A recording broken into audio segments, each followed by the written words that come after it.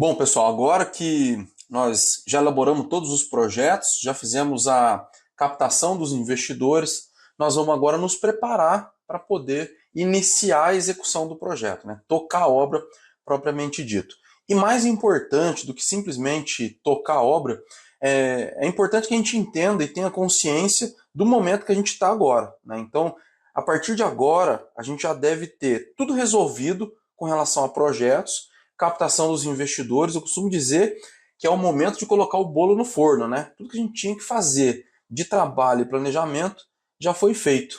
Então, já aprovamos todos os projetos, já temos todos os projetos em mãos, já fizemos estudo de solo, projeto estrutural, projeto elétrico, projeto de bombeiro, revisamos tudo, fizemos a vistoria cautelar nos vizinhos, já fizemos a captação dos investidores, constituímos a SPE, abrimos uma conta no banco, já fizemos o processo de incorporação, se a gente for fazer vendas durante a obra, né?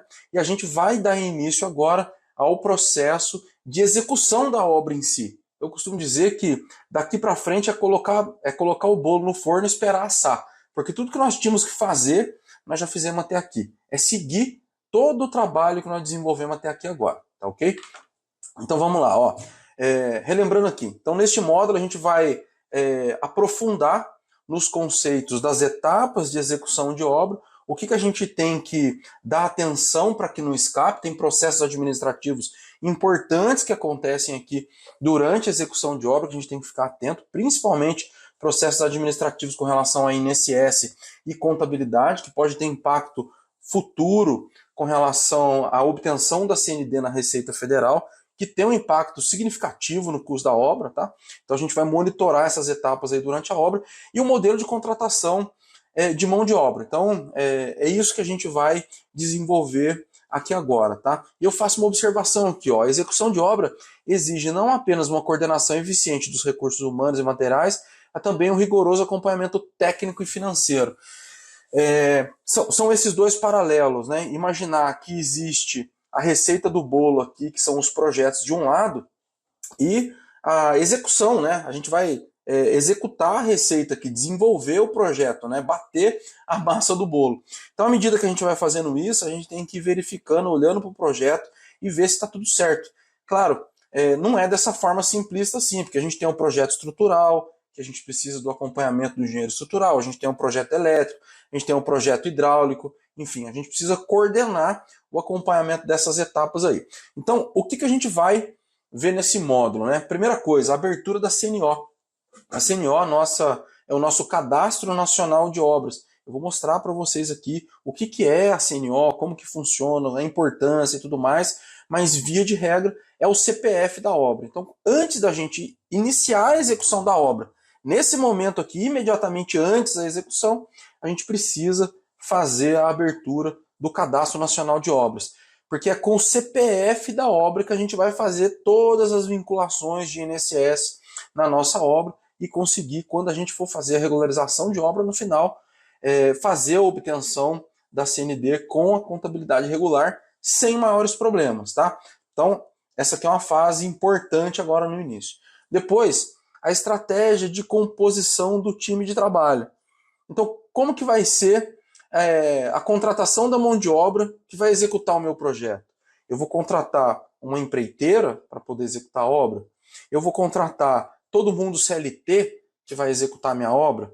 Então, se eu for contratar uma empreiteira, eu vou ter que ter um contrato entre a minha SPE e a empreiteira que vai fazer a execução, né? Eu vou ter que criar, se eu for contratar uma empreiteira, eu vou ter que criar ali um mecanismo de monitoramento dos recolhimentos dos funcionários. Como que vai funcionar o fundo de garantia? Como que vai funcionar o recolhimento de INSS, a vinculação com o CNO da obra? Como que vai funcionar isso administrativamente e como que eu vou monitorar essas etapas, tá? Isso é parte da estratégia de composição do time de trabalho. Então, se eu vou contratar uma única empreiteira para fazer isso, como que eu vou fazer a gestão desse contratado? Porque simplesmente contratar uma empreiteira para tocar minha obra não quer dizer que, entre aspas, você terceirizou o problema. Ah, não, eu quero a obra aqui na minha mão e tudo que acontecer aqui é responsabilidade sua. Né? Por quê? Porque no final, se a empresa não cumpriu com as obrigações dela, nós somos responsáveis solidários. né? Se de repente houver um acionamento judicial, por exemplo, de mão de obra, de qualquer tipo de demanda nesse sentido, nós somos o responsável principal, não principal, né? A gente acaba sendo responsável solidário. Então, mesmo que você vá contratar uma empreiteira para executar a sua obra, você precisa tomar alguns cuidados. Ah, minha contratação vai ser só CLT. Então, todo mundo que trabalhar na minha obra vai ser funcionário da minha SPE. Como é que funciona isso? Né? É uma estratégia também de contratação.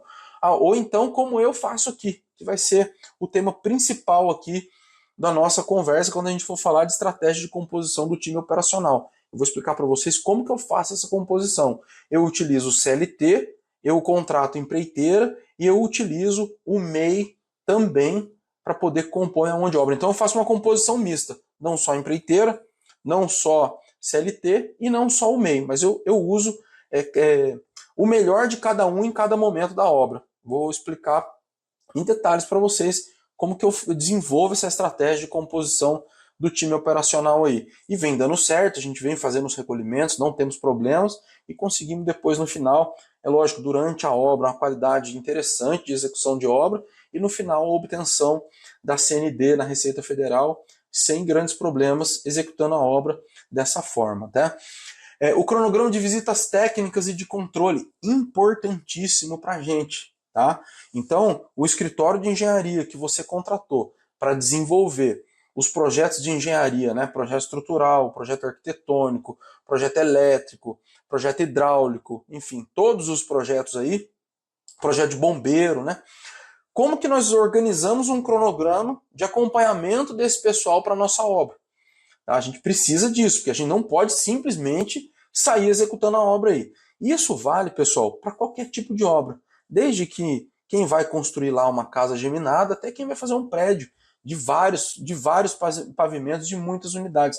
É claro que quem for fazer uma casa geminada, por exemplo, a intensidade das visitas diminui um pouco, porque a complexidade é menor. Se você for fazer um prédio, esse cronograma precisa ser um pouco mais robusto de acompanhamento de obra, porque a complexidade é um pouco maior. A gente precisa de mais acompanhamento e de mais profissionais. No caso do projeto elétrico, por exemplo, a gente precisa, desde um estudo de demanda que vai ser feito, se a concessionária tem capacidade instalada na rua para atender a gente, de repente tem que instalar lá um transformador, aí você precisa do acompanhamento do engenheiro elétrico para definir aonde vai ser posicionados os medidores de acordo com o projeto aprovado na concessionária, como vai ser a distribuição interna, enfim. Se você vai fazer uma casa geminada, por exemplo, esse tipo de controle ele é um pouco mais flexível, não funciona como num prédio, por exemplo.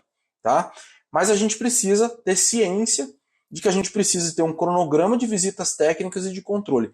Isso é fundamental para poder coordenar a mão de obra, que nós definimos a estratégia aqui no passo anterior e vamos contratar aqui no passo seguinte. Então, à medida que a gente define aqui o cronograma de visitas, e aí a gente vai lembrar o seguinte, né? Pô, como que eu vou desenvolver o cronograma de visitas? Lembra que nós já fizemos um trabalho de estudo de custos por centro de custo? Então, aquele mesmo design de planilha vai ajudar a gente a definir o cronograma de visitas, né? A gente vai tratar disso a hora que a gente for falar especificamente sobre esse módulo aqui. Bom, e aí nós abrimos o CNO, definimos a estratégia, como que a gente vai contratar essa mão de obra, definimos o nosso cronograma de visitas e vamos partir então para a contratação da mão de obra em si. Se vai ser CLT, como é que a gente faz? Se vai ser MEI, como que a gente faz? Que tipo de contrato que eu utilizo? Se vai ser uma empreiteira, como que a gente faz? Eu falei para vocês que eu vou trabalhar bastante aqui o modelo que eu utilizo, que é um modelo misto. Eu contrato CLT, contrato MEI e contrato empreiteira. Né? Um panorama geral, para vocês terem uma ideia de como que eu faço essa contratação aqui. E vou disponibilizar aqui os modelos de contrato que eu utilizo. Tá? E aí, aqui então, nós temos uma ideia de que com isso a gente consegue tocar a obra adiante, que a gente consegue executar. Né? E partindo do princípio que a obra começou a se movimentar, que a obra está sendo executada pela mão de obra, com acompanhamento técnico, dentro da estratégia que nós definimos, o que a gente precisa monitorar? A rotina do financeiro e da contabilidade. Como que funciona o financeiro da obra?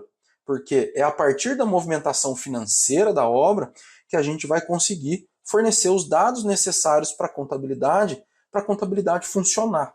No nosso caso, que vamos fazer contabilidade regular, é como se fosse a contabilidade lá do lucro real, né?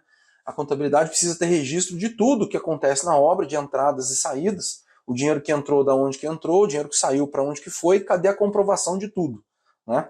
É assim que a gente precisa desenhar a contabilidade. E o financeiro, ele vai funcionar muito com base no levantamento de custos que nós já fizemos. Vocês lembram que nós fizemos uma planilhona, que eu acabei de falar aqui, até dei um exemplo, dividido por centros de custo, com o cronograma físico-financeiro?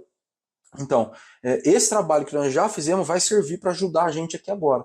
Como que a gente faz o processo de compra, como que a gente fornece o trabalho do mês para o contador. Eu vou fazer uns simulados aqui com planilhas para vocês verem como que esse trabalho funciona. E, via de regra, é assim que funciona uma execução de obra. Finalizando essa parte, a gente vai partir então para a parte de legalização e regularização da obra, que é uma segunda etapa, é um outro momento. Aqui a gente vai ver isso, sobre a execução, desde a abertura da CNO até a rotina de contabilidade e do financeiro, tá bom? Essa aula era isso, deixa aqui os seus comentários e bora começar esse módulo. Valeu!